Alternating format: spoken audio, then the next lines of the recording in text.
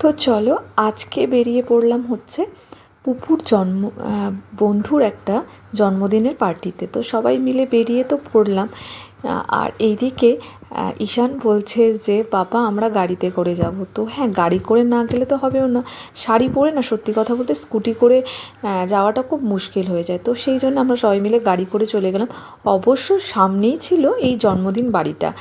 আর আমি তো তোমাদেরকে বলেইছি পুপুর খুবই এটা একটা প্রিয় বন্ধু বলতে পারো। তো আমাদের ব্লকের ওপরেই 4th ফ্লোরে কিন্তু এরা থাকে।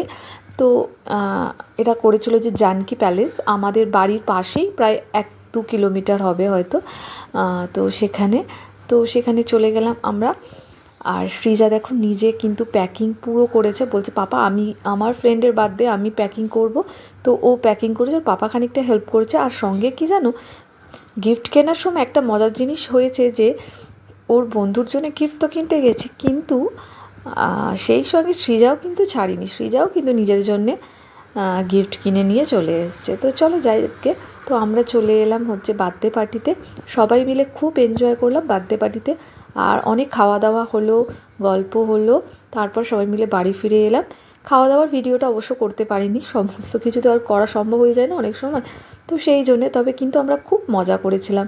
আর অনেক বাচ্চা এসেছিলো, এই যে এরা দেখছো এরা সব এসেছিলো। আর এই যে বেলুন দিয়ে এই গেটটা করেছিল, এই গেটটা তো একটু বাদে পুরো বেলুনগুলো সবাই মিলে বাচ্চাগুলো টুথপিক দিয়ে সব ফাটিয়ে দিয়েছিল। তো চলো, খুব ভালোভাবে আমাদের জন্মদিন বাড়ি কাটলো। তো চলো টাটা।